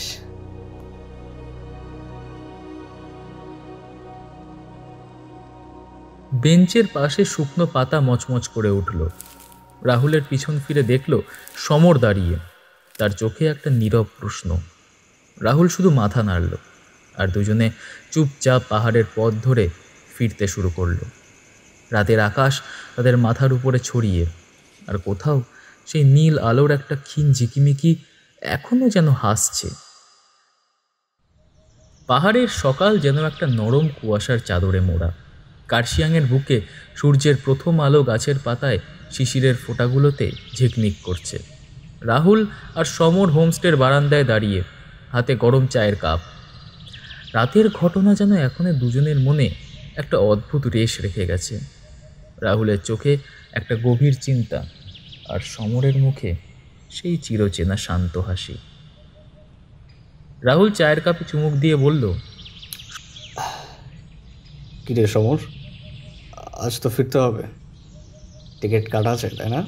সমর একটু থামলো, তারপর কাপটা টেবিলে রেখে বলল, হ্যাঁ, টিকিট কাটা আছে, তবে আমি আসার সময় 2টো টিকিট আর ফেরার জন্য একটা টিকিট কেটেছিলাম। মানে একটা টিকিট কেন? সমর হাসল, তার চোখে পাহাড়ের দিগন্তের দিকে তাকানোর একটা স্বপ্নীল ভাব। রাহুল, আমি আর কটা দিন এখানে থাকবো। এই পাহাড়, এই হাওয়া, এই আকাশ, আমার মনে হচ্ছে এখানে কিছু খুঁজে পাবো। তুই ফিরে যা, বুঝলি? তোর বিয়ের কেনাকাটা বাকি। প্রিয়াঙ্কা জানলে আমাদের দুজনকেই কোপাবে। তুই একা থাকবি এখানে? কি করবি? কি আর করব, লিখবো, ঘুরবো ফিরবো, পাহাড়ের সঙ্গে গল্প করব। আর তুই চিন্তা করিস না, তোর বিয়েতে আমি ঠিক ফিরবো, প্রমিস। রাহুল সমরের দিকে তাকালো। তার চোখে সেই পুরনো বন্ধুত্বের উষ্ণতা।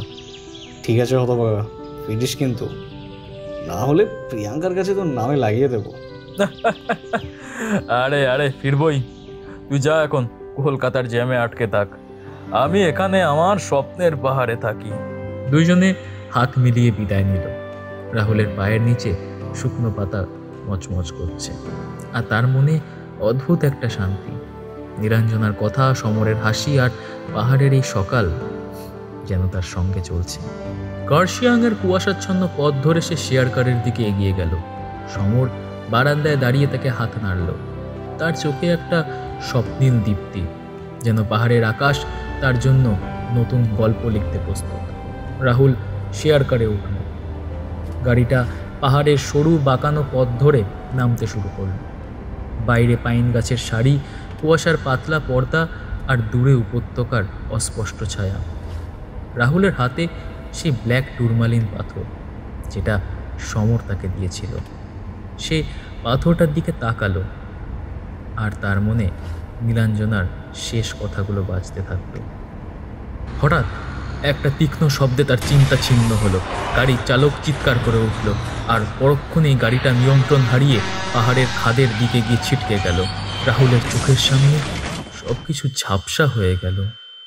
কাচের টুকরো, ধাতুর ক্র্যাশ, আর তারপর অন্ধকার। তার হাত থেকে পাথরটা ছিটকে পড়ল। তার মনে শুধু একটাই নাম, নীলাঞ্জনা। যখন রাহুলের চোখ খুলল, সে দেখল সে আর গাড়ির ভেতর নেই। চারপাশে কার্শিয়াংয়ের পাহাড়, কিন্তু এখন রাত। আকাশে অগুন্তি তারা ঝিকমিক করছে, আর পাইন গাছের মধ্যে হাওয়া ফিস ফিস করছে। তার শরীর যেন হালকা, সে যেন বাতাসের একটা অংশ হয়ে গেছে। সে নিজের হাতের দিকে তাকালো। তার হাতে একটা নীল আভা, যেন তারার ধূলিকণা তার শরীরে জড়িয়ে আছে। একটা চেনা কণ্ঠ তাকে ডাকলো। সে ঘুরে দাঁড়ালো। নীলাঞ্জনা দাঁড়িয়ে। তার সাদা পোশাক এখন চাঁদের আলোয় আবার ঝিলমিল করছে। তার চোখে সেই পুরনো দুষ্টু হাসি, কিন্তু তাতে একটা অনন্ত শান্তি। রাহুল কিছু একটা বলতে গিয়ে থমকে গেল। তার বুকের মধ্যে কোনো ভয় নেই, কোনো বেদনা নেই, শুধু একটা অদ্ভুত মুক্তির অনুভূতি। নীলু,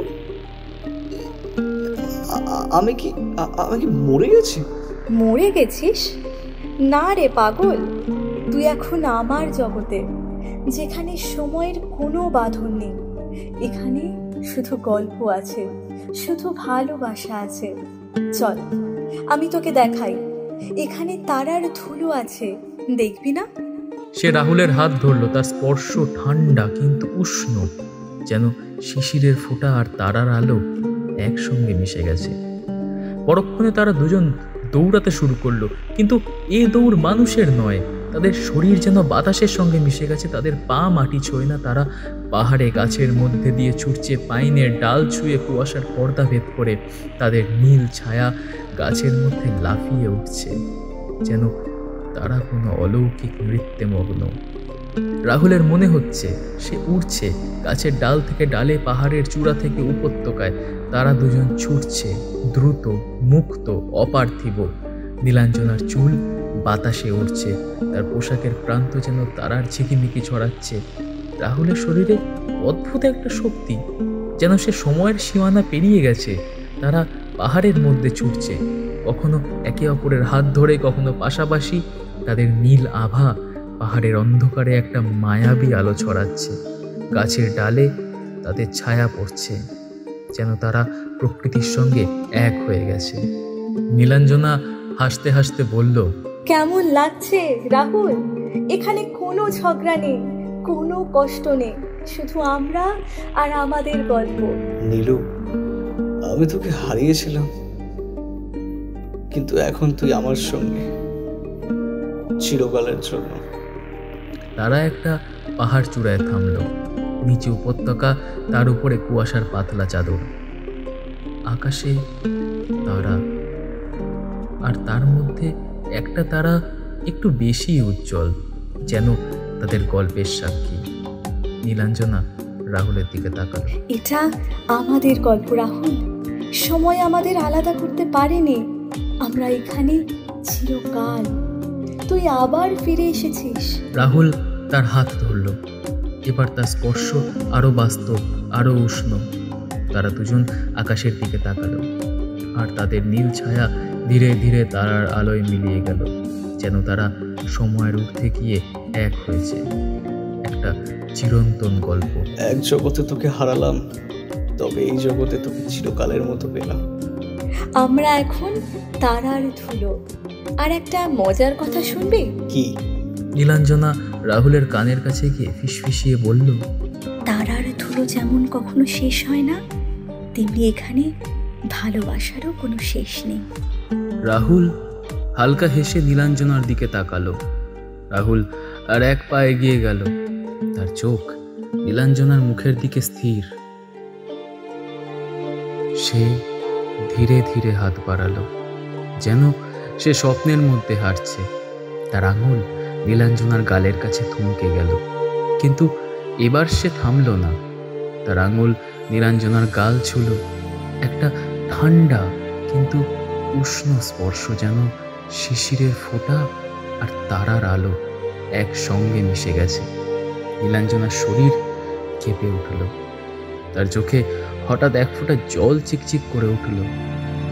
জলের ফোঁটা নীলাঞ্জনার গাল বেয়ে গড়িয়ে পড়ল, আর রাহুলের আঙুলে সেই জলের স্পর্শ লাগতেই তার বুকের মধ্যে থেকে একটা তীব্র আবেগ জেগে উঠল। তার গলা ভেঙে গেল।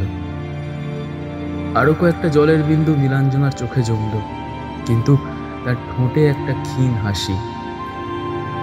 তার কণ্ঠ কেঁপে উঠল, আর সেই জলের ফোঁটাগুলো তার গালে ঝিকমিক করতে লাগলো, যেন একটা ছোট্ট ছায়াপথ তার চোখ থেকে গড়িয়ে পড়ছে। রাহুল তার হাতটা নীলাঞ্জনার গালে রাখল, আর এবার সে তাকে জড়িয়ে ধরল। তাদের শরীর দুটো যেন এক হয়ে গেল। দুটো নীল আভা একে অপরের মধ্যে মিশে গেল।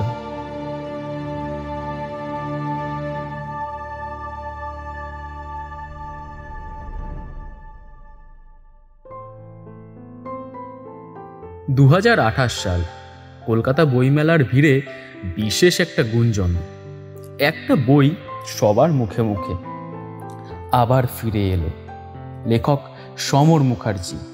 বইটির প্রচ্ছদে একটা পাহাড়ের ছবি, তার উপরে দুটো নীল ছায়া, যেন তারা গাছের মধ্যে দৌড়াচ্ছে। বইটি রাহুল আর নীলাঞ্জনার প্রেমের গল্প। তাদের কলেজের দিন, তাদের ঝগড়া, তাদের হারানো, আর শেষে পাহাড়ে তাদের অলৌকিক মিলন। সমর তার লেখায় সেই রাতের বর্ণনা দিয়েছে। দুটো নীল ছায়া যারা পাহাড়ের গাছের মধ্যে ছুটছে, তাদের হাসি পাহাড়ের নিস্তব্ধতায় প্রতিধ্বনিত হচ্ছে। সেই বছর আবার ফিরে এলে বইমেলায় বেস্ট সেলার হলো। পাঠকেরা বইটি পড়ে কেঁদেছে, হেসেছে, আর কেউ কেউ পাহাড়ের দিকে তাকিয়ে ভেবেছে হয়তো সত্যি কোথাও দুটো নীল ছায়া ছুটছে তাদের গল্প নিয়ে সময়ের ঊর্ধ্বে। গল্পের শেষ পাতায় লেখা, ভালোবাসা ফুরায় না, ভালোবাসা ফুরোতে পারে না, ভালোবাসা বেঁচে থাকে অনন্তকাল অগণিত রূপে। তাই তো অমাবস্যার গাঢ় অন্ধকারে যখন চাঁদ নিজেকে লুকিয়ে ফেলে, তারারা টিম টিম করে জ্বলে। প্রতিটি তারা যেন একটি প্রেম কাহিনী, প্রতিটি ঝিকমিক যেন হৃদয়ের স্পন্দন। মহাবিশ্বকে মনে করিয়ে দেয় যে ভালোবাসা কখনো নেবে না। এই ভালোবাসা কোনো সীমানায় বাধা নয়, এ শুধু দুজনের। এই যে সময়ের গণ্ডি পেরিয়ে মহাশূন্যের নীরবতায় ছায়াপথের ধূলিকণায় বয়ে চলে। যখন আপনি হতাশার অন্ধকারে দাঁড়িয়ে ভাববেন সব শেষ, তখন আকাশের দিকে দেখবেন কিভাবে তারারা অটল আলোয় জ্বলে, কিভাবে তারা মহাকালের সাক্ষী হয়ে বলে ভালোবাসার মৃত্যু নেই, আছে খালি জন্ম, ভালোবাসা অনন্ত যাত্রা। এই ছায়াপথে হেঁটে যাওয়া মানুষের গল্প আমাদের সকলের গল্প। তাই হৃদয়ে ভালোবাসার আলো জ্বালিয়ে রাখুন, স্বপ্নের পথে হেঁটে চলুন। কারণ ভালোবাসা যেখানে আছে সেখানে অন্ধকার কখনো জয়ী হতে পারে না। এই তারাদের মতো আপনার ভালোবাসাও জ্বলবে চিরকাল ছায়াপথের বুকে, ভালোবাসার অমর কাব্য হয়ে।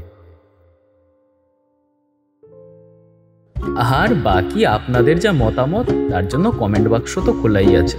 অবাস্তব গল্প, বোর লাগলো, বেশি কাব্যিক, কিংবা খুব বেশি ভালোবাসা লাগলো, যা খুশি লিখুন। আপনাদের মন্তব্য শুনতে প্রস্তুত। একটা ফাস্টু খাওয়া লোককে দিয়ে ভালোবাসার গল্প ন্যারেট করাচ্ছে, সব কটাকে দেখে নেবো আমি। আজকের গল্পে রাহুলের চরিত্রে স্বর্ণাভ, নীলাঞ্জনার চরিত্রে রিয়া, আর পাঠকের চরিত্রে ওই অখাদ্য লোকটা শুভদীপ। পোস্টার ডিজাইনিংয়ে শুভদীপ। গল্পের সমগ্র পর্ব পরিচালনা, ন্যারেশন এবং সমরের চরিত্রে আমি প্রিয়াংশু। গল্পটি ভালো লেগে থাকলে প্লিজ লাইক এবং কমেন্ট করতে ভুলবেন না, এবং সাবস্ক্রাইব করুন আমাদের চ্যানেল গল্পতেই জব্দ, কারণ যেখানে শব্দ থামে সেখানেই গল্প নামে। শুভরাত্রি। ওই হয়ে গেছে আমার। হ্যাঁ ঠিক আছে, যাও যাও যাও, উদ্ধার করেছো তুমি, যাও পরের গল্পের হিরোর জন্য রেডি হয়ে যাও।